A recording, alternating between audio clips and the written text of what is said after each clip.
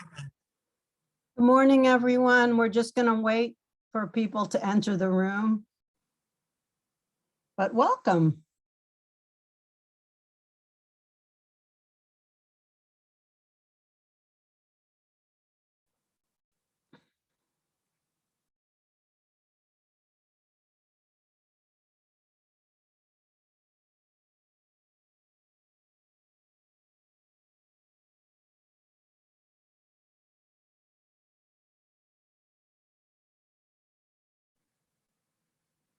So, good morning or good evening, wherever you are in the world. I'd like to welcome you to the Digital Trade and Data Governance Hub. This is our 29th webinar since COVID started some 2 years ago. And honestly, I never thought that that would be how I learn about data governance, but it has become for me, and I hope for you guys as well, a good place to learn about how different parts of the world see data and govern data, and as well as how technologies are changing our lives. So please welcome us. I'd like to welcome our guests and our hosts, and you can welcome us if you want. So we are privileged to talk today about India, which is one of the most confusing countries on the planet. As you probably know, it has great digital prowess, but it is late to the party in terms of governing data. And so our two guests will give us great insight into that. So bear with me as I probably mispronounce their names, but I'd like to introduce Anita Gurumurthy, who is the Executive Director of IT for Change, and Arindrajit Basu, who is the research lead at the Center for Internet and Society. And they will each give short presentations about what's happening in India. And then we're going to open the floor to your questions. So if you don't mind, instead of raising your hands, if you would put your questions in the chat, we look forward to hearing from them. And let's get started.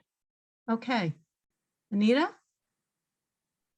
Thanks so much, Susan. It's a privilege to be here on the 29th of March on your 29th webinar. Seems like an auspicious moment, as other Indians would say. But what I'm going to do is, if I may request Thomas to perhaps share screen. I just have one slide, but this is an introductory slide, and I wanted to draw attention to why I just want to use the story of India to perhaps tease out a little bit more how one could think about questions around data governance, considering data's multivalency. So my first slide, please, which is also my only slide. So Thomas, the next one. Right. So I'll try to touch upon a couple of threads in India's data governance, of course, talking also about personal data protection, but that's really not my forte. And there are lots of scholars, from Arindrajit, who's here, to his organization and others in the country who do a lot of work around this. But collectively at IT for Change, we've been thinking about data governance for a few years now, and I'm going to share with you some of the synthesized thoughts we have and our confusions.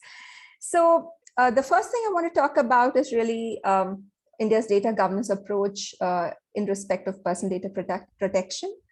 Broadly, this is focused on the starting point of this is about unlocking data as an economic resource. So if you think about India's approach to data governance, this has been framed primarily as an issue of comparative advantage and trade. And going back to 2019, Arindrajit will also remember, because his writing also includes this, the Osaka summit, where Prime Minister Modi asserted that rulemaking on data governance and trade debates cannot undermine the sovereign right of all countries to frame rules for data that further their citizens' best interests. Of course, we've witnessed an interesting trajectory around questions of personal data protection in relation to this kind of jockeying, between ideas of human rights and idea of economic prowess. And mostly the approach to data protection has been one of harm prevention, right? So you do the minimum threshold that's needed for privacy and security. At best, of course, you get informational privacy, but that's put on an equal footing to the economic aspects of data governance. And the most recent change here has been in the name of the bill itself. So the original in 2019 used to be called the Draft Personal Data Protection Bill, and in 2021 December, what we got is a truncated version of that name, which is Data Protection Bill. The intent being to convey that the regulatory ambit of the whole thing will include non-personal data as well. So data that is not personal data is defined as non-personal data. And the whole idea, critics have pointed out, is really to provide a blank check to the government to frame exemptions. And even in the earlier version, V1, there was a large set of exemptions to the government to probably opt to not comply with the law.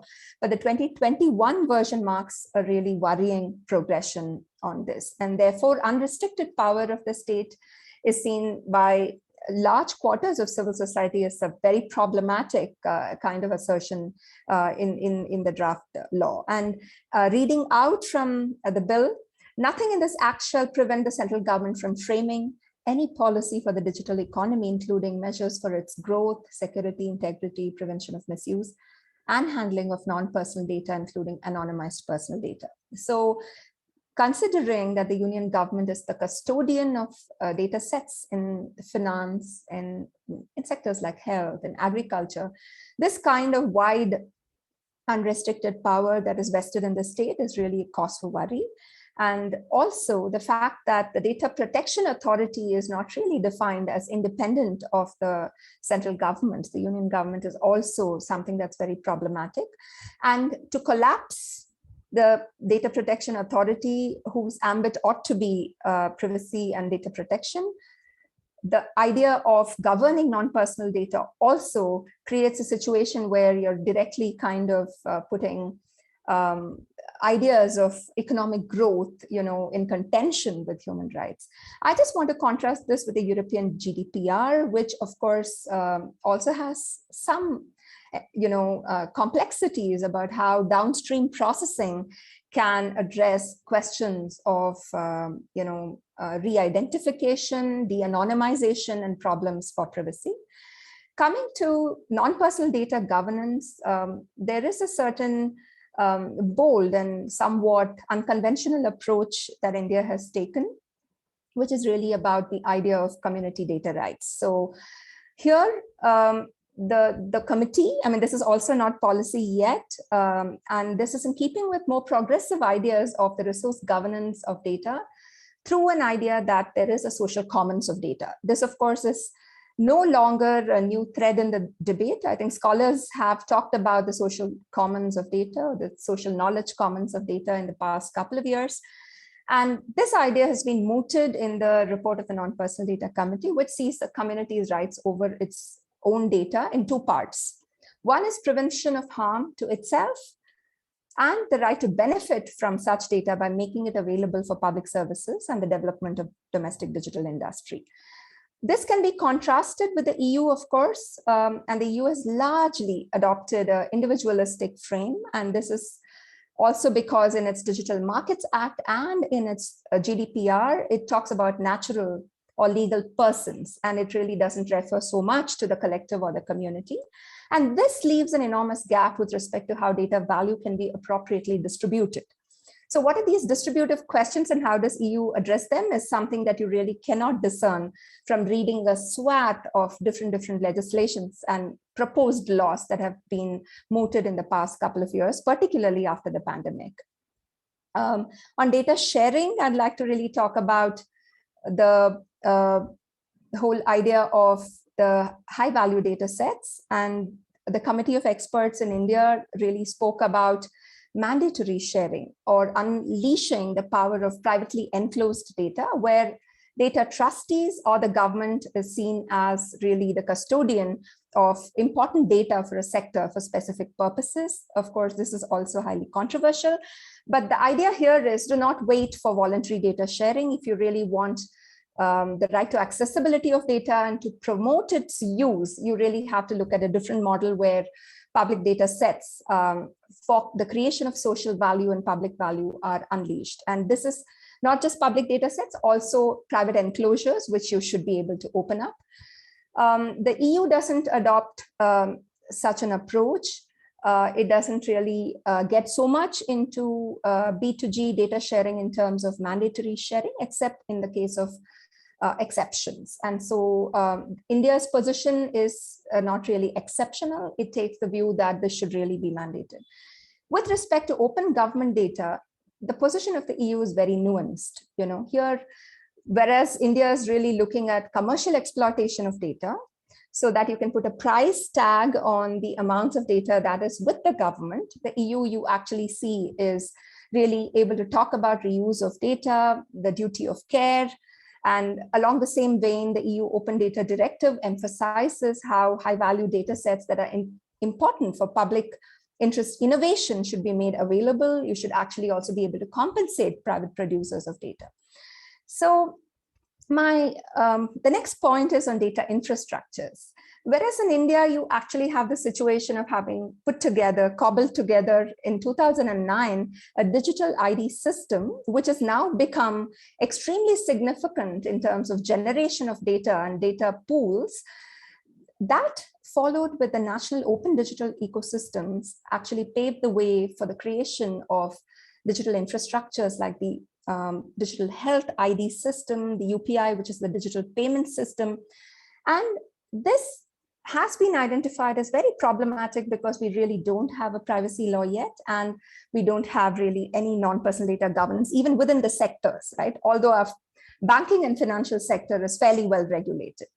India doesn't have legacy data sets like the EU does, and it has very weak industrial data. But if you actually look at the EU's approach, EU has really, since it announced its tech sovereignty with the pandemic, it has really gone gung-ho with the whole idea of cloud first. So the entire idea of data infrastructure is going to be routed through the cloud. And this is because Europe wants to really bank on its trade advantages, and it really is concerned with combating this kind of competition from US companies so that it can really become this analytics, go-to capital of the world. And therefore, the European Commission's cloud strategy, which is signed by 25 countries, really looks at this as a very important institutional milestone. So what I'm going to really do at this point is end my presentation. This is really a flavor of things that I'm sure all of you know about, but perhaps, this is just to recall what we already know. What I want to point to is that in our analysis at IT for Change, we really think that these tensions between privacy, personal data protection, and this completely irreconcilable and unresolvable question of what do you do when a little bit of your data gets into downstream innovation? How do you really disentangle that mess? How do you solve that problem with this entire issue of data being a very, very important economic resource, a unique, a sui generis kind of resource in the world? So one submission we have is that we need a supra-liberal approach to the governance of data. So this overemphasis on individual privacy and a Zuboffian approach to understanding data as a totalizing surveillance capitalism predicament, it precludes any productive engagement with a positive biopolitics of data. So you need to get out of this trap and not, think of being this data subject who is disempowered, and which means that this is really not an individual problem to solve. It's a problem of economic and political democracy, right? So the institutional design of a governance regime for data as a societal commons therefore has to be modeled in a sui generis way with a semi-commons approach. What is that? You have to marry the recognition of data communities' rights with a grounding in public law approaches where you can set the rules and mechanisms of the societal infrastructure of data. So you need both. You need data stewardship as well as a kind of a public law, which is the backbone, which defines the meaning of data as a resource. And I will just end by really saying that all of this is possible to do at national levels because, when the EU does it, it's sovereignty. When India does it, it's protectionism. And so that tension has to be resolved, and that will require us to move to norm making with respect to data governance and AI governance. And here I'm not talking about AI governance as discrimination or bias. I'm talking about AI governance in the sense of distributive integrity, how AI today is actually a factor of production. We really need to think about going beyond domestic regulation into global norms so that rules are not made in clubs. So I'll stop there. Thank you. Pretty fascinating, especially given that you brought up AI, but you didn't talk about human autonomy related to that. And I'm just curious, how does the data regime address human autonomy, the ability of people to determine their destiny? Is there anything in the data governance that facilitates that? Yes, of course. I think just like data is multivalent, ideas of sovereignty are also very complex. And we cannot forget that as individuals, we belong in society, and that mutuality and codependence really determines a lot, So I would really like to draw attention to two developments. One is if you really look at Germany's, latest rule about, insurance companies holding data, health data. There is a mandatory data sharing rule that has come in. And what does that mean? It means that the whole course of public science as an endeavor requires anonymized, sensitive personal information. Now that, of course, preempts this question as to how you're going to treat that in terms of health data protection, which also is a law that Germany has. So essentially, it's important in this productive biopolitics to situate the individual in relation to society and establish a sui generis approach to understanding what are societal priorities and do that continuously. China is another society that has taken it upon itself through its algorithmic recommendations, algorithm rules, to really look at what it can do to be more interventionist with respect to, the predatory market, the excesses of the market. And therefore, I think that is also a place that you have to look at. And I also want to point out here that oftentimes these visions of a Chinese surveillance that is fed in, through not necessarily evidence, but much by academic propaganda, is that we think the social credit and scoring system in China is predominantly geared against individuals. No, that's not a fact. Researchers have pointed out that in China, when local government does public procurement, and you actually notice that certain firms have been, fraudulent, then you use the social credit rating system actually to blacklist those firms. So 80 to 85% of credit rating is done against firms for local government procurement. And this is a story you don't really listen to very often. So in some sense, I think it's a new social contract, right? Because data is like a resource. And going back to our primitive societies, we managed our forests and our ponds and everything. And then, of course, came modernity. So these are questions for democracy, very big ones. So perhaps each society has to forge its path. Thank you so much, Anita. Okay, now we're going to look to the more international aspects. So you ready, Arindrajit? Thank you. Yeah, thank you, Susan, and thank you, Anita, very much for that very detailed presentation. I hope that I'm audible. So my what I'm going to try and do in the next 10 minutes is to basically show what all of what Anita said and how that impacts how India behaves at international forums, and especially focusing on the question of digital trade, which is linked to data governance. So if you can move on to the next slide, please. So before I do that, though, I think I wanted to just do a short slide, maybe a few seconds, on a broad note on Indian foreign policy, because there's been a fair bit of interest in the last last month or so because of how India is, for example, engaging on the UN resolutions on the situation in Ukraine. And I think it's led to a lot of confusion. It's led to a lot of questioning.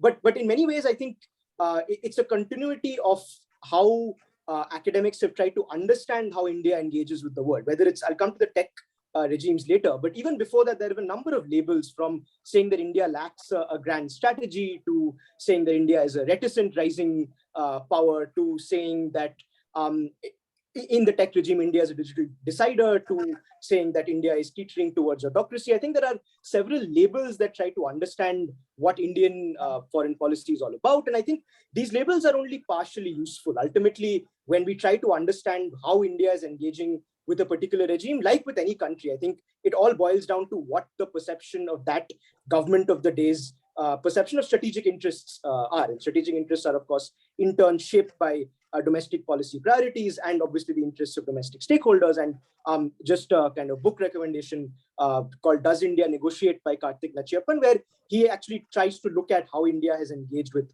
four regimes since the 1990s. And so I just wanted to start with that, because I think that explains a lot of the confusions that might exist around how India is engaging with digital trade and data governance at the global level. And really what I'm going to try and do is show how the domestic policy priorities that Anita spoke about are ultimately what is impacting India's behavior with regard to digital trade. So next slide, please.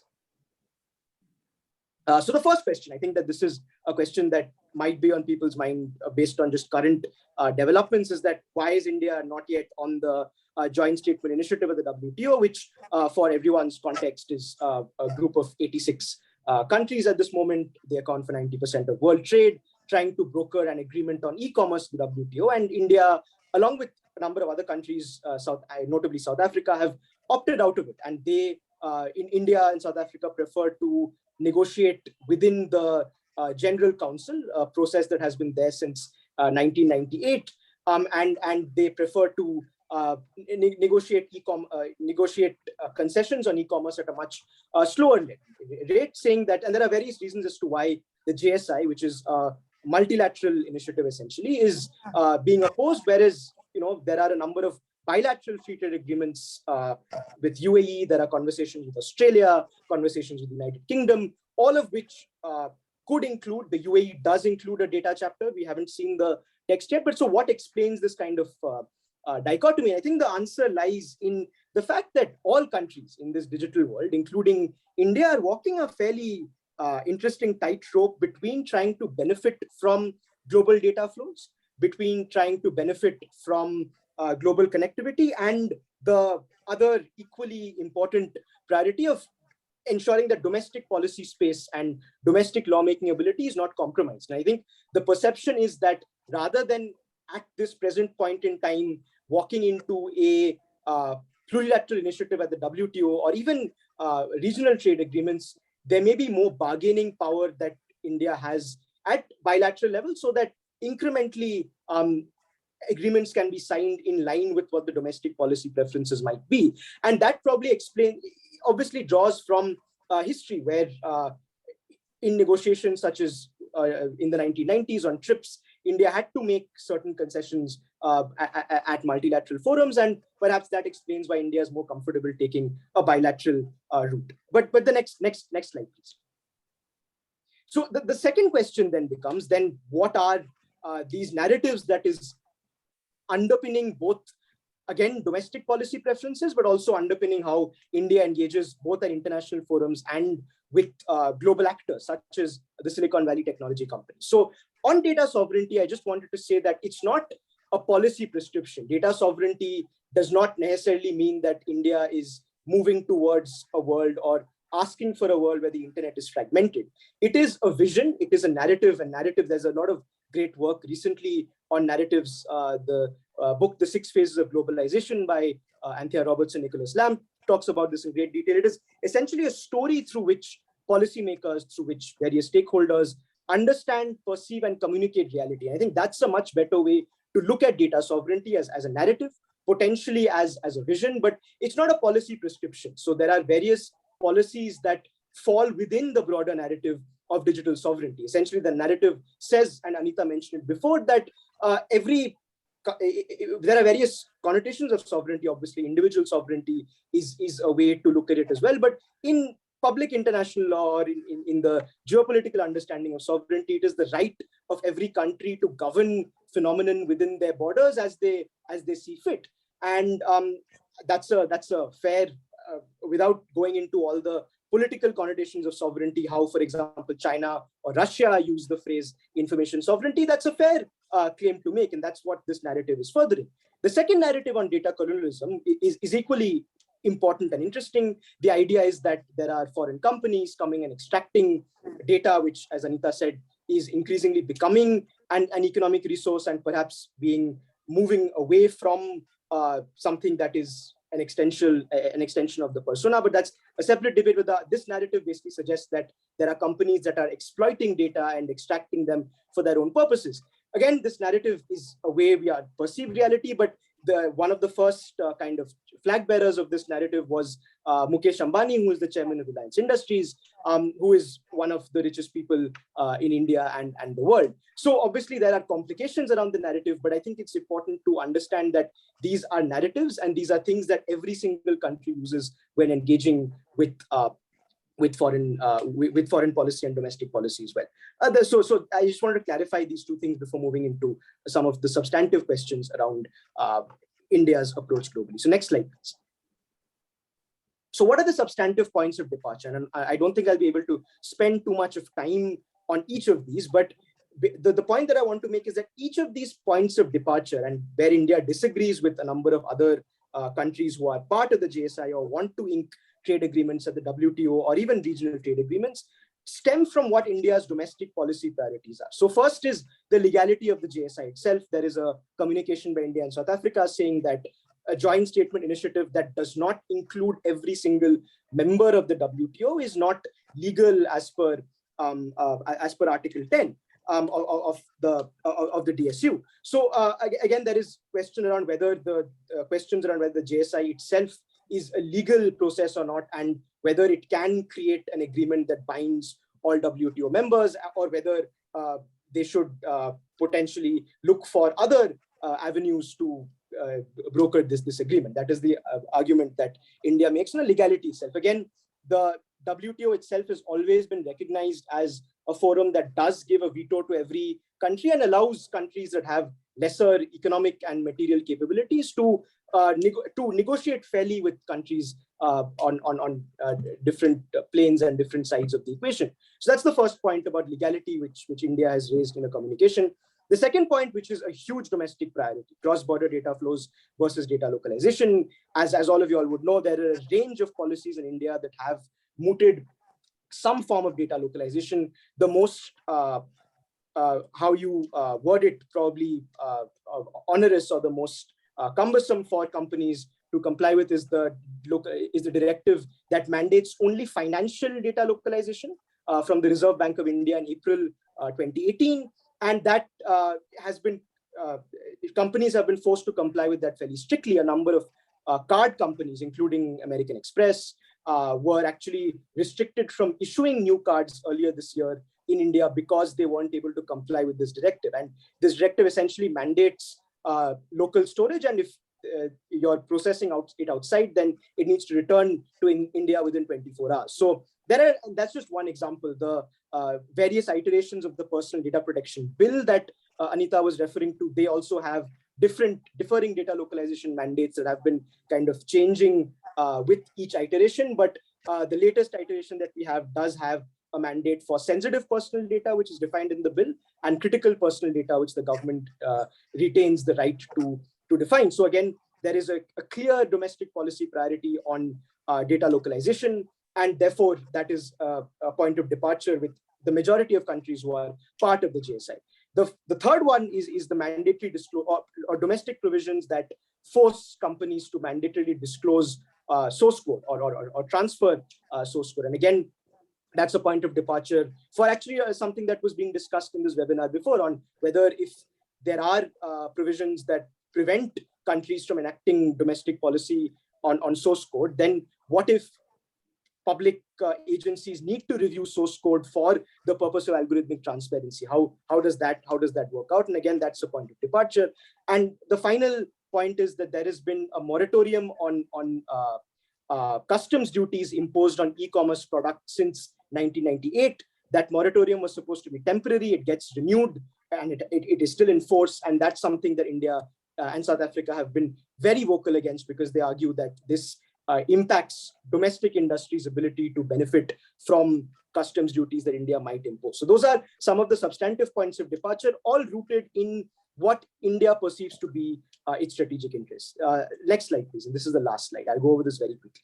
So, as I said, strategic interests are shaped obviously by domestic policy priorities, the need to define domestic policy space, but also by a number of stakeholders that are either domestic or have a say in how domestic policy priority is made. So group one, large domestic players such as Reliance, PhonePe, Paytm, they obviously are for data localization. They are for the various data governance policies being enacted because essentially they see this as an opportunity to potentially benefit from measures that weed out foreign technology companies. So there is a commercial interest for them. There is startups have been responding to a number of consultations and also been fairly vocal, especially on the data localization and the data protection debate, because that would, of course, like with GDPR, increase compliance costs for them. Silicon Valley companies, like with any, I mean, it's not just India, any country that has been taking strides on data governance, especially data localization, Indonesia, Vietnam, they've been active and lobbying to reduce the kind of compliance costs of doing business. Civil society is very diverse, and actually there are interesting convergences on society that in civil society on differing rungs of the political spectrum. So, for example, there is convergence on the need to protect Indian consumers, the need to grow local businesses on civil society, including with civil society groups that are the Swadeshi Jagran Manch, for example, which is a civil society group aligned with the Rashtriya Swayamsevak Sangh, which is, of course, aligned with the ruling Bharatiya Janata Party. But of course, several other civil society actors also believe in this idea. And similarly, there are also divergences on data localization. And then, of course, finally, a key stakeholder group is obviously states and allies. And the United States is a big one on this, on data localization, especially on some of the provisions with regard to domestic law and e-commerce. The United States has been fairly active in calling this out in the Section 301 reports. It has been a key fulcrum of bilateral discussions that policymakers, whether it's Wilbur Ross in the Trump administration, right from then have been having with their counterparts in India. And this will obviously be an evolving conversation. But I think that my assessment is that India will continue to act in its strategic interests. And my assessment also is that other allies, partners, whether states or non-state actors, are largely respecting these strategic interests and will work, even if there is divergence on issues with regard to data governance. There is obviously opportunities to work on, say, security of supply chains and other issues in the digital realm. And therefore, even though US and India may not see, say, eye to eye on this one question of data localization, there is obviously scope to cooperate through the quadrilateral security dialogue and supply chain resilience. So I think what we will see going forward, just to conclude, is that India will continue to act based on its perception of strategic interests. And that is what other countries also do. And therefore, there is, a possibility that India will continue to work with partners. The real question, I think, back to what Anita was saying, is domestic. Can India govern using the policy space carved out through foreign policy? Can India create a mechanism that is constitutionally sound, both in terms of protecting civil liberties as well as ensuring the distributive dividends of data are equally allocated, and the foreign policy establishment will do its best to protect this domestic policy making space while also reconciling the interests of all these stakeholders. So let me stop with that and hope to continue this in the discussion. Thanks. Thank you so much. We have a couple of questions, and honestly, I am still quite confused by where India stands. So let's go to the audience questions that we have, but I want to encourage everybody, these webinars are for you, so please ask questions. So let's begin with one for Anita. In her slide, she talked about the concept of, she talked about biopolitics related to data. And so this attendee would like to hear some more about positive biopolitics. Yeah, I think I did explain a little bit, but I am happy to take this on I think the fear mongering that happens on account of the fact that we believe we are trapped within this surveillance apparatus leads us to want to control individual data or data at the individual level with a certain vehemence. And, much of what we hear and see, in spite of the various tweakings to an institution like the GDPR, only confirms the fact that there is a little bit of you in all kinds of downstream applications that you may consent to or may not have.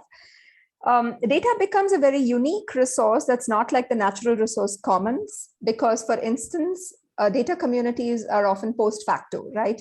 You might belong in multiple data sets, each of which is a community. Secondly, you might actually be targeted something on the basis of data that is collected and processed. And as the target of such of that data business, you may not at all belong in the source pool of the data. What am I saying, therefore? I'm saying, therefore, that this idea that we can ever, put the genie back in the bottle is I think, is a very, it's perhaps kind of nostalgic and also anachronistic, So we should perhaps look at a way by which we are able to delimit the ways in which data operates in the market. And therefore, at the point of collection, at the point of processing, we are able to bravely say, we will not have targeted ads, right? We will not really be processing or profiling people for the sake of advertisement. And we may have to go back a little bit in terms of what is considered innovation in society. But I think when our subjectivity is so captive, it might be useful to think of new ways in which to define our relationship, as Arindrajit pointed out, this entire idea of the self and data being, one entity. What do you do about it? So I think a productive politics requires us to really bring back the question of democracy and say yes to some things and no to others, and not really. And there is, of course, literature now that shows that this kind of self-fashioning that happens on Insta cultures really is not the solution. You can't control by saying I'm plugging this, because even as you plug this, something else is leaking.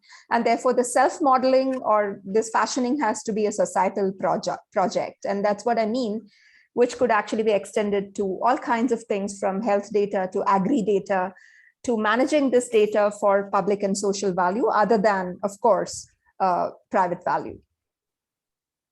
Thank you so much, Anita. Okay, so here's some questions for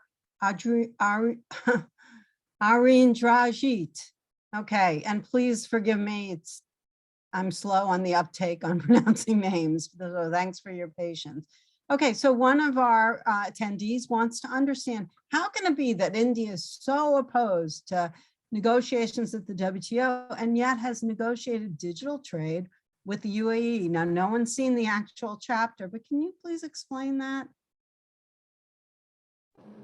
Yeah, thanks, and that's that I tried to go over that a bit in the presentation as well. But I think that it's all a perception of the fact that at multilateral forums, when negotiations happen, there is a possibility that basically India may be forced to do things that are not in India's best interests. And I don't agree with that perception. I think that, again, the WTO specifically has a dispute resolution, I mean, not dispute resolution, but a mechanism for governing that does, at least on paper, give every country a veto. That is absolutely critical. So it allows countries to form coalitions and negotiate. But that's my perception. I think the Indian perception is that ceding policy space to trade agreements right now at a large scale level is not something that India would like to do, because there's a lot going on domestically. I think Anita referred to, 5 themes on policies that exist domestically, and all of these, with the exception of maybe a couple, are actually still policy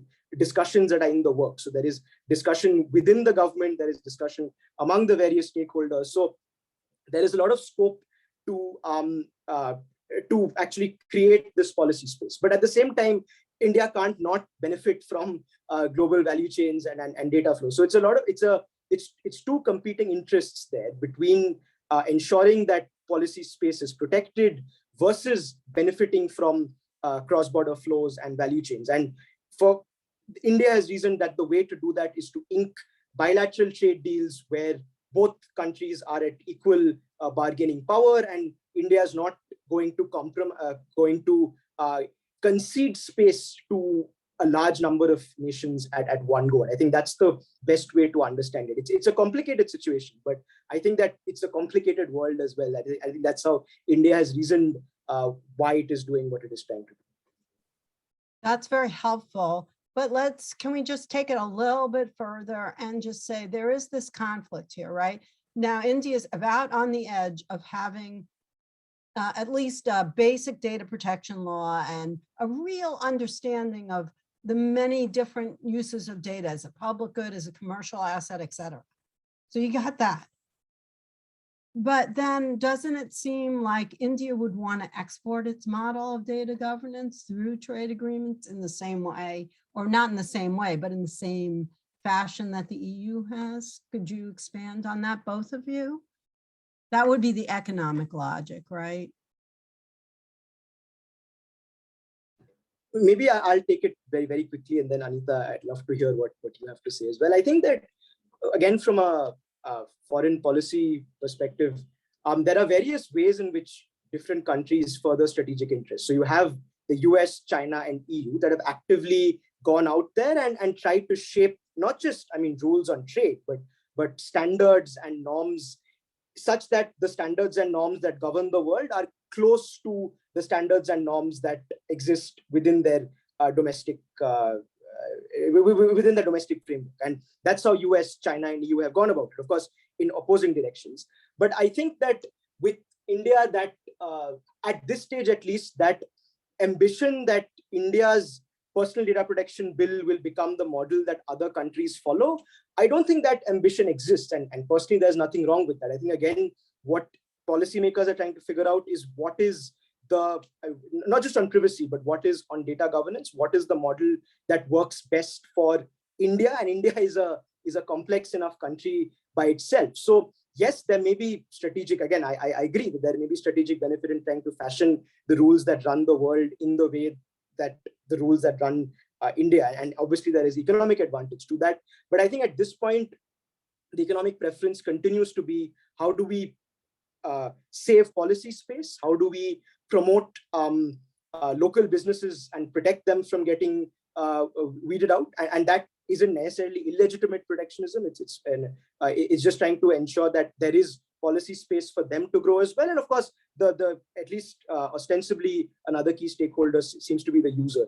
And how does the user get empowered without compromising on the welfare benefits of data? So I don't think that is an ambition right now, and the ambition continues to be to just protect that policy space rather than actually shaping rules at this stage. That ambition might change very soon. Okay. Add anything, please? Yeah, not too much, but these are just suppositions in my mind.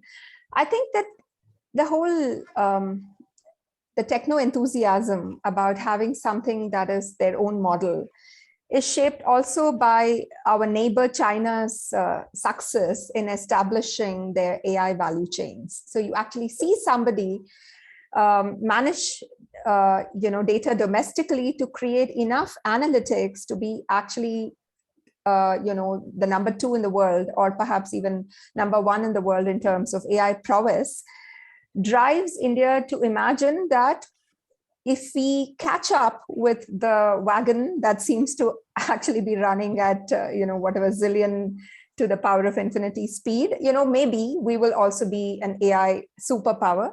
But actually below that, the ambition is really not borne out by ability. I think our domestic capitalists will still like to do these small businesses with highly predatory data practices, which they might even obviously benefit from in their South-South business cooperations.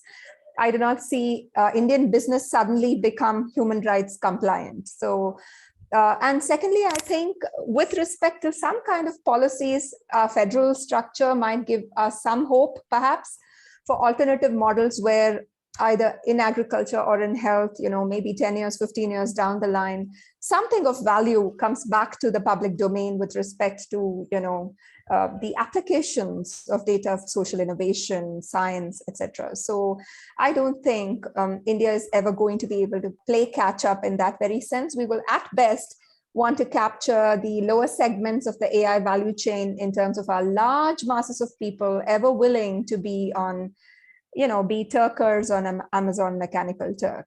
I don't think that the higher echelons really are going to really stay back and reboot the country to some kind of glory. That's not going to happen. Okay, thank you so much.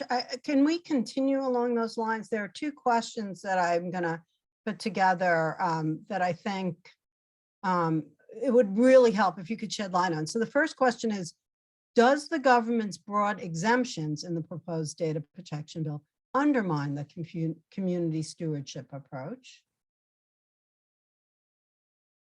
Do you want to answer that, Anita? And then we can move on to the next one. No, I'm very thankful to Arindrajit, who pointed out that all of this is really in the making, right? We don't really have a regime. We don't really have an administrative framework even, right? Let alone dispute resolution, redressal, and all of that. So I think the non-personal data framework is going to be very strong for India.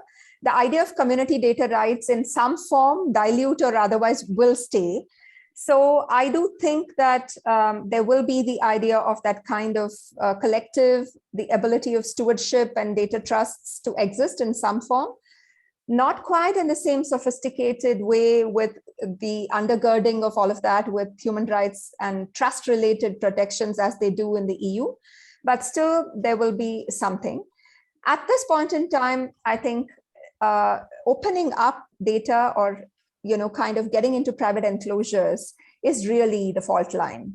Will domestic Indian capital agree to that kind of pervasive entry point so that you really are forced by the state to open up the data is the question. The reverse flow of data is never in contention, right? Government data should always be public, and therefore the government is thinking about monetizing it. So I think that we are not in a great place because the debates seem to have hit the lowest common denominator, both on personal data as well as non-personal data. I think we need to rescue both in terms of its human rights quotient, as well as in terms of saying, hey, wait a minute, community data means really people come first. And yet, if that is so, then why continue the same business model adopted by both Chinese and Western companies, which is essentially manipulating individuals, et cetera? I mean, I need not explain it to you, but why accept that business model? It seems that India has an opportunity to challenge it and posit a different model with its companies, but clearly, go ahead. Both of you, please. No, I think it's just simply that development, economic growth, the paradigm is competitive. So you have no running away, right, from that. So if I can't be one up, if there's no brinkmanship, then how will I survive in this global business of development? Because I mean, at the end of the day, to actually adopt a model of the economy or the marketplace that's different calls for exceptional self-determination, right? And we know what happened to such economies. We know what happens to such economies in, let's say, socialist forms of organizing. When you travel in Cuba, you can't eat half the things you eat at home. So also in the data economy, the economy is turning increasingly datafied. So digital value chains are going to really, in the next 40 years, really going to be a large part of how we conduct our business as a global community. So I think that question is a non-starter. All of us have to be collaborative and not competitive. Do you want to comment? No, nothing on Okay. this. I was hoping maybe on some of the other questions that are linked to this, if that's okay, I could comment on some of those. Okay. One more question then that follows on for Anita. If decisions cannot effectively be made by individuals, but instead by society, what standards should be imposed? on companies? I don't know if I understand the question correctly. Let me just read it. Yes, David's question. No, it's not. Yeah, it is David's question. Yep. Why don't we Yeah. only have like 9 minutes left? Why don't you think about that? And here's a Sure. question about the G20, which is, is India gonna be promoting for you? Okay, go ahead. Yeah, I think that's a great question that actually also links to a number of other great points and questions on the chat. So I'll try and answer all of that and come in the end with the G20. So first, I think there is a definite tension that's been identified by both Mike and Nicholas in terms of this trade-off between what the larger players want and a number of BPO firms as well as startups who actually often store data abroad. And I think what is missing on all the scholarship on data localization in India is evidence-based kind of just doing interviews with the critical mass of these startups and also other players and actually looking at what their compliance models are with data localization. So I think a lot of the discourse on data localization has shifted out of the economic realm into the human rights realm because it's often conflated with an excuse for government surveillance. But I think that's only half the story. Very much is an economic question. And if startups are getting impacted, then that's a question that the government has to weigh in. And the only way to do that is through evidence-based research. That's linked to what India says the G20 because that there is obviously a need for evidence-based research to actually understand what all the stakeholders are doing. The second tension, I think that will again reflect in how India leads the G20 is how I think there was a question, very important one on the power dynamics between the various stakeholders, who actually has carrying capacity in terms of how the government is behaving on questions of data localization, but also other questions of data governance. And I think the answer to that is very interesting because between 2018 and 2019, there were two iterations of the personal data protection bill. And then from 2018, which was a draft bill put out by a committee, to the version that was tabled in Parliament in December 2019, there was actually a bit of a relaxation on data localization. A provision on mirroring that had happened, that was there in 2018, didn't actually exist in the 2019 bill. Why I'm explaining that is because that was ostensibly a reason because there was a huge number of incentives or what I think, again, Nicholas calls a carrot and stick approach that were put in both by companies, but also lobbying through business coalitions such as the US-India Business Coalition, and also through kind of the threat of H-1B visas and so on being put into the mix. So I think what India does at the G20 again will obviously be to frame certain norms around the digital world, not necessarily only around data, that I think at least on paper may even acknowledge the benefit of cross-border flows. There was a recent readout of a US-India, not an agreement, but just a readout that did acknowledge that phrase. So I think that it may acknowledge it on paper, but whether that will lead to changes in how India negotiates at legally binding forums like the WTO, or whether India's domestic policy preferences change, I don't think that will be the case. I think when India does take up G20 presidency, data will be a priority. There may be the right noises made to further that presidency, but I don't think that will lead to immediate changes in India's legal framework. So yeah, sorry for the long answer, but I wanted to bring a few of those things together. It is confusing, but I think if we just map it to what is India trying to do domestically with data, what is the clash between stakeholders in India, I think that makes it easier to make sense of what's going on. Thank you so much. Okay, let's return to David's question about the tension between community standards and decision-making in individuals. Anita? Yes, I did answer that in the public chat so that it's not in the Q&A.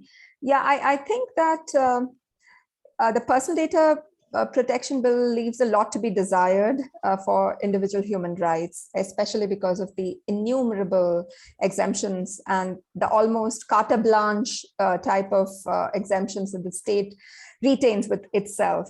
I think the non-personal data policy report leaves some optimism in terms of a different perspective to understanding digital markets and datafied markets, at least the space, the legitimate space for small players, small actors. Now, I think we shouldn't binarize the two. Increasingly, it's clear from the European example that a Data Act or a Digital Markets Act or a GDPR, and as was pointed out by somebody, it's simply not possible to keep personal and non-personal data. The fiction of separating the two is not going to happen. So when we bring them together, you really need a canopy that's able to balance the idea of human progress as freedom and the idea of human progress as freedom to participate in the marketplace. So how is that going to really be balanced? Thank you so much for that. We have probably time for one or two more questions. So one was about what did Aadhaar teach us about data governance? Does anyone want to take that on?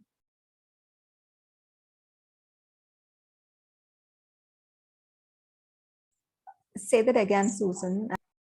Okay, so there was a question about what you learned from the experience with Aadhaar, the digital identity that India was among the first to create.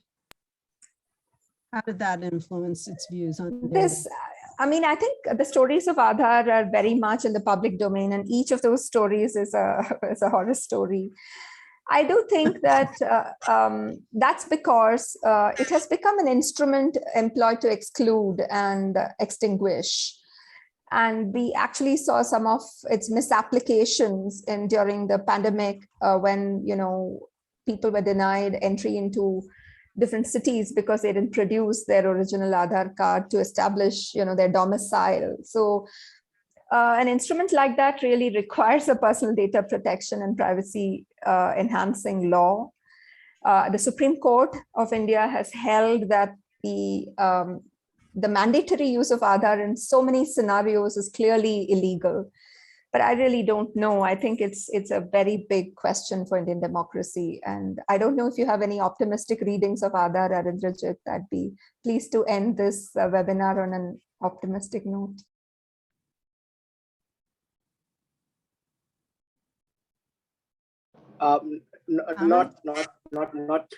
Not really. No, but I think that it is, Aadhaar is an example of how perhaps something that starts with the noble intentions of ensuring that technology is used for welfare and public benefits. And really, I mean, technology has so many potential benefits in a country that is as diverse as India. But again, who are the actors, who holds the power levers, who shapes the discourse, who actually makes the law? The stories of resistance to it are also interesting. So I think there's a lot going on with Aadhaar, but I think it'd be difficult to conclude an optimistic note on Aadhaar specifically. But I do think, generally speaking, there is a lot to be hopeful about with the various policies that Anita spoke about. There is a vibrant, as I mentioned before, civil society ecosystem that is perhaps auditing it in different measures. Courts have been involved. So I think there is perhaps, I mean, it's not all doom and gloom, and we may see something concrete emerging over the next few years. Thank you. Anita, any final thoughts you want to add? Sorry, I was just typing in and seeing if I could answer a few more questions because people had put it up. No, I think that the continuum from data being inalienable and also representing that which is inviolable to data being really more than just oil, right? I think that continuum is a very unique predicament that humanity is in. And therefore, I'm not surprised you're 29 webinars strong and still going strong, because I think this is really the 21st century question of what do you really do with governance of resources while grappling with that question of climate. So I think digitalization and the environment are really going to come together to present to us the future questions of equity and justice and development. And well, I think there are like 70, 80 people here who will have the answer. Well, thank you both so much. And thank you to our audience for coming. And I just want to say one thing, which is on June 9th and 10th, the Hub is going to be organizing the first conference on how immersive technologies are going to change international affairs, including data governance. And we'll have more information about that out soon, but please check our website for that. And we look forward to seeing you at our next webinar next month. And thank you so much, everybody, and see you soon.